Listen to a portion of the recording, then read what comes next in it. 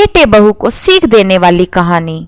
आप नहीं जानती माँ, यहाँ तो उल्टी गंगा बहने लगी है। ससुर जी जब से रिटायर हुए हैं, मेरी सास और ससुर दोनों किसी फिल्म के लव बर्ड्स की तरह अपने आप को जवान समझने लगे हैं। दिन भर हमारे घर के पास बने गार्डन में झूले पर बैठे बातें करते रहते हैं। उन्हें अपने पक चुके बालों का भी ख्याल नहीं रहता। अब इस उम्र में उन्हें ऐसा व्यवहार क्या शोभा देता है।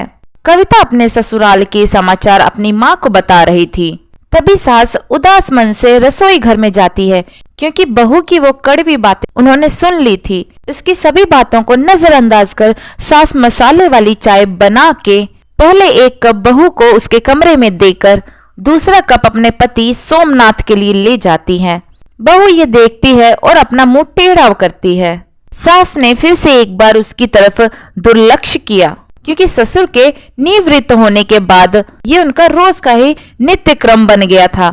वह अब किसी की भी परवाह किए बिना रोज नए नए कपड़े पहनकर गार्डन में अपने पति के साथ बैठकर अपना ज्यादातर समय बिताती थी। उन्होंने अपनी पूरी जिंदगी अपने बच्चों के लिए काम करते बिता दी थी, इसलिए अब बची कुची जिंदगी वह दोनों एक साथ बिताकर जीना चाहते थे। आनंद निवास बंगले जैसा 2 मंजिलों का घर पति पत्नी का ये सपना था। उन्होंने बड़ी मेहनत से इसे पूरा किया। अलका जी ने घर के सामने बड़े प्यार से उस गार्डन को बनाया था और वहां पर कई फूलों के पौधे और वेलें लगाई थी। उनके उगाए चंपा, जसवंती, मोगरा, गुलाब ऐसे दर्जनों फूल की खुशबुओं से उनका गार्डन हमेशा महकता रहता था।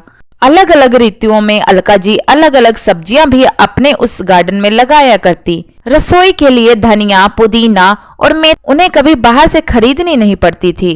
इतने सालों तक काम की भागदौड़ में सोमनाथ जी कभी भी इस जगह का आनंद नहीं ले पाए थे, लेकिन अब उनका पूरा खाली समय इसी जगह पर बीतता था।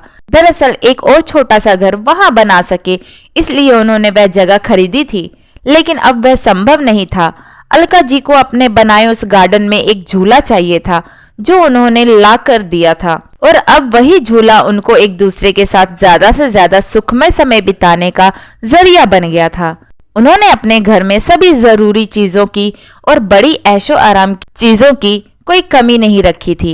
फिर भी बहू को दोनों का उस झूले पर बैठकर समय बिताना खटकता था। पहले दिन भर उसके साथ रहने वाली सास अब ज्यादा समय अपने पति को देने लगी थी। अपने सास ससुर को टोंट मारने का एक भी मौका कविता नहीं छोड़ती थी। वह हमेशा अपना दिमाग उनको उस जगह से हटाने के लिए लगाती, और एक बार उसने ऐसा करने का एक षड्यंत्र रचा। अजय, तुम्हें नहीं लगता हमें एक बड़ी कार ले लेनी चाहिए?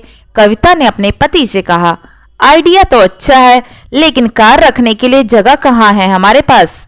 एक ही छोटा सा गैरेज है, जहाँ सिर्फ एक ही कार के लिए जगह है, अजय ने चिंता वाले स्वर में कहा। कौन कहता है जगह नहीं है? वह गार्डन है ना, जहाँ आजकल 2 लव बर्ड्स अपना डेरा जमाए बैठते हैं। कविता ने अपने पति की तरफ तिरछी नजर करते हुए कहा। आजकल तुम कुछ ज्यादा नहीं बोलने लगी हो?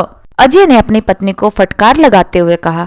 लेकिन सच तो यह था कि उसने भी इस बारे में अपने पिता से बात करने का मन बना लिया था। अगले दिन अजय पिता के पास गया और उनसे बोला, पिताजी, मेरा और आपकी बहू का मन है कि एक बड़ी कार ली जाए।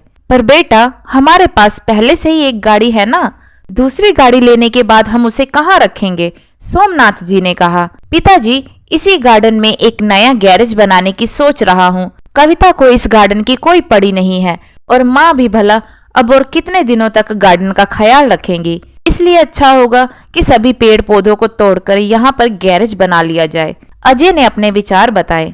दूर खड़ी अलका जी यह सुनकर जैसे दिल ही बैठ गया। सोमनाथ जी अपना गुस्सा दबाते हुए बोले, मुझे तुम्हारी माँ से पूछना पड़ेगा, मुझे थोड़ा वक्त दो। क्या पिताजी, इसमें क्या मम्मी से पूछना? आप दोनों तो किसी का विचार करते ही नहीं। दिन भर झूले पर बैठे रहते हैं, बिना 4 लोगों के बारे में सोचे। अब कविता घर में है, छोटे बच्चे भी हैं घर में, और आने जाने वाले लोग भी तो आपको कैसे देखते हैं? आप किसी का विचार नहीं करते। अजय थोड़ा चिढ़ते हुए बोला। अंदर से कविता की बड़बड़ भी चालू ही थी। सोमनाथ कुछ बोल नहीं पाए। उस दिन बेटे और बहू ने बाहर से अच्छा खाना मंगवाया था, लेकिन अलका और सोमनाथ जी के गले से निवाला उतरे ना, ऐसा हो गया था। उस पूरी रात दोनों ही जागते रहे थे, लेकिन सुबह सुबह कुछ विचार आने से सोमनाथ जी के चेहरे पर मुस्कान आ गई थी। सोमनाथ जी खुद रसोई घर में जाकर चाय बनाकर लाए थे, लेकिन अलका जी इतनी निराश थी कि वह आज बगीचे में किसी भी पेड़ पौधे को पानी तक डालने नहीं गई थी। पूरा दिन तो बड़ा ही नॉर्मल तरीके से गुजरा था, लेकिन शाम को अजय की आंखें फटी की फटी रह गई थी जब उसने घर के आगे घर भाड़े से देना है का बोर्ड पढ़ा था। अजय ने सोमनाथ जी से कहा, पापा, माना कि हमारा घर बड़ा है, लेकिन इसका मतलब ये थोड़ी है कि हम उसे भाड़े के लिए दे दें। बेटा, अगले महीने मेरे साथ काम करने वाले शर्मा जी रिटायर हो रहे हैं और वही अब इस घर में भाड़े पर रहेंगे, सोमनाथ जी ने कहा। लेकिन वह कहाँ रहेंगे? अजय ने अपनी शंका भरा सवाल पूछा। घर के उस हिस्से में जहाँ तुम रहते हो, सोमनाथ जी ने कड़क आवाज में कहा। और पापा, हम कहाँ रहेंगे? नरम पड़ती आवाज में अजय ने पूछा। बेटा, मैं मानता हूँ कि मैंने तुम्हें इस लायक तो बनाया है कि तुम अपने पैरों पर खुद खड़े हो सको, इसलिए तुम्हारे पास 1 महीना है। तुम अपने लिए नया फ्लैट ढूंढ लो या कंपनी के फ्लैट में रहने चले जाओ। वहाँ तुम्हें तुम्हारी उम्र के लोगों का साथ भी मिल जाएगा और इस घर में हमें हमारी उम्र के लोगों का साथ मिल जाएगा। तुम भी सुखी और हम भी। सोमनाथ जी ने सब कुछ साफ साफ बताया। पापा, लगता है आप तो नाराज हो गए। कल मैंने जो भी कहा मेरा मतलब वो नहीं था, अजय ने अपने पापा के आगे हाथ जोड़ते हुए कहा। नहीं बेटा, तुम्हारी जनरेशन ने हमें एक सबक दिया है कि कैसे प्रैक्टिकल बनकर रहा जाता है। हम बड़े तुम बच्चों को साथ में देखकर खुश हो जाते हैं, तो तुम्हें हमें साथ में देखकर क्यों प्रॉब्लम होती है? ये घर, ये गार्डन में बड़े हुए ये पेड़ पौधे इस बात के गवाह हैं कि कैसे तुम्हारी माँ ने मेरे लिए और खासकर तुम्हारे लिए जी जान से सेवा की है, अपना समय, अपनी जवानी खर्च कर दी। इसलिए इन सब पर तुमसे और मुझसे भी ज्यादा तुम्हारी माँ का हक है और इन सबको मैं तुम्हारी माँ से नहीं छीन सकता, सोमनाथ जी ने अपनी पत्नी की तरफ देखते हुए कहा। तो दोस्तों, जाने अनजाने में हम हमेशा ये गलती कर बैठते हैं। हम सोचते हैं कि हमारे बड़े बूढ़े हमारे हिसाब से जीवन जिएं। ऐसा करवाने के लिए हम उन पर अपने विचार थोपने लगते हैं, लेकिन हम ये भूल जाते हैं कि उन्होंने हमारे लिए कितना त्याग किया है और जब उन्हें उनके हिसाब की जिंदगी जीने का मौका मिलता है तब उनका साथ देने की बजाय हम उनके विरोधी बन जाते हैं। तो दोस्तों, आपको हमारी आज की कहानी कैसी लगी कमेंट करके जरूर बताइएगा। कहानी पसंद आई हो तो वीडियो को लाइक शेयर करें और चैनल हिंदी स्टोरीज डियर को सब्सक्राइब करें। वीडियो को पूरा देखने के लिए बहुत बहुत धन्यवाद दोस्तों। तो मिलते हैं अगली कहानी में, तब तक के लिए जय श्री कृष्णा।